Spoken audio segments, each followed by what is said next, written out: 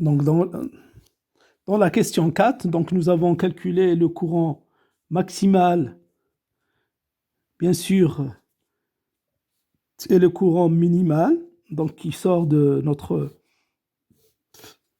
donc, à l'entrée de notre détecteur. Bien sûr, ça c'est une chambre à fission, donc il y a donc, un dépôt d'uranium enrichi de U35.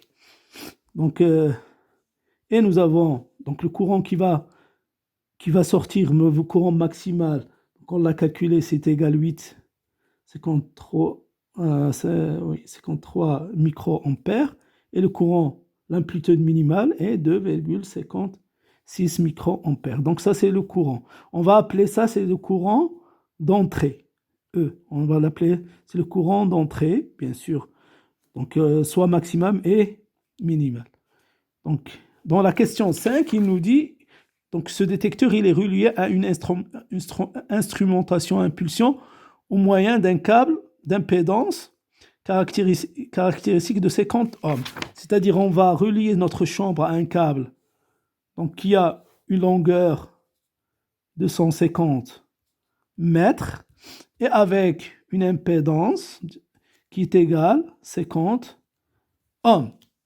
Donc ici, il nous dit que ce câble, il y a une chute.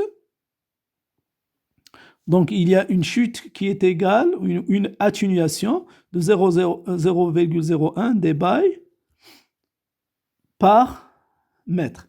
Donc ici, ce courant, bien sûr, puisque nous avons l'impédance de ce câble est 50 ohms, donc on peut calculer, le potentiel. Donc le potentiel d'entrée maximale, donc c'est l'impédance fois Imax.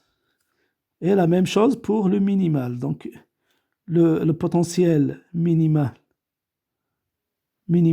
à l'entrée, c'est-à-dire ici à l'entrée, potentiel ici.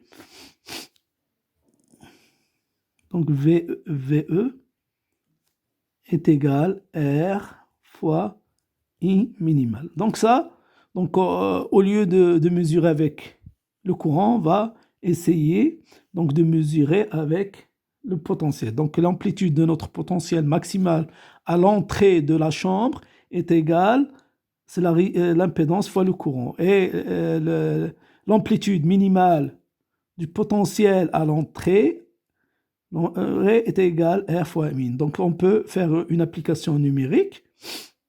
Donc ici, si on fait une application numérique, vous allez, donc ça à l'entrée,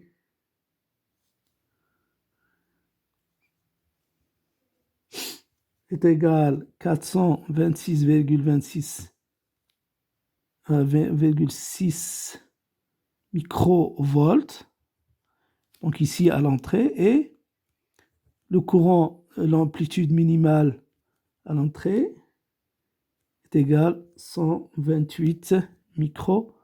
Ça, c'est notre problème. Donc ici, il nous dit calculer les amplitudes minimales, maximales, calculer les amplitudes minimales et maximales des impulsions de tension lorsque le câble donc, de liaison induit une atténuation de 0,01 dBi par mètre. L'atténuation d'un signal d'un câble a pour expression. Il nous dit que pour calculer une atténuation est égale on a cette relation. Donc on va essayer de calculer, donc ici ça c'est l'entrée de la chambre d'ionisation et ça c'est la sortie, donc au bout de notre câble. Donc ça c'est la sortie. Donc il nous dit de calculer le potentiel de sortie, le potentiel de sortie maximal, donc ici, donc lorsqu'on va, notre courant il traverse toute, donc le potentiel va chuter dans ce câble. Donc à la sortie, on aura une autre lecture de notre potentiel. Donc on va calculer ce potentiel maximal de sortie et le potentiel minimal de sortie. Or, qu'est-ce qu'on a comme relation? On a que l'atténuation est égale, donc en dBi, bien sûr, égale, donc d'après la relation est égale à 20 logarithme décimal de la tension d'entrée, d'accord, donc de l'entrée, sur la tension de sortie, c'est-à-dire c'est l'entrée, c'est cette tension divisée sur tension. Donc ici, il ne faut pas oublier que c'est le logarithme décimal. Donc, or, qu'est-ce qu'on a? Il nous dit que la chute de tension, donc la chute ou l'atténuation, est égale à 0,01 dBA par mètre. C'est-à-dire, chaque mètre, donc on a une chute ou une atténuation de 0,01 dBA. Donc, pour 250 mètres, donc pour un mètre, nous avons une chute de 0,01 dBA. Donc, pour 250 mètres, donc puisque c'est linéaire, donc c'est combien? Donc l'atténuation dans ce cas est égale à 250 fois 0,01, c'est-à-dire chaque mètre on a 0,01, une chute de 0,5. Donc la somme de tout ça, on aura 250 fois 0,01 dBA. Donc ce calcul, il va nous donner ces 2,5 dBA. Or, cette atténuation qui est là, si on utilise cette relation, c'est 20 logarithme de V sortie de l'entrée sur V de sortie, c'est-à-dire la tension d'entrée divisée sur la tension de sortie. C'est-à-dire, puisque la tension maximale de sortie de l'entrée, on la connaît, il ne reste que la tension de sortie. Donc, je peux calculer donc la tension, donc cette relation elle nous permet d'écrire la tension de sortie est égale à la tension d'entrée sur 10 à la puissance l'atténuation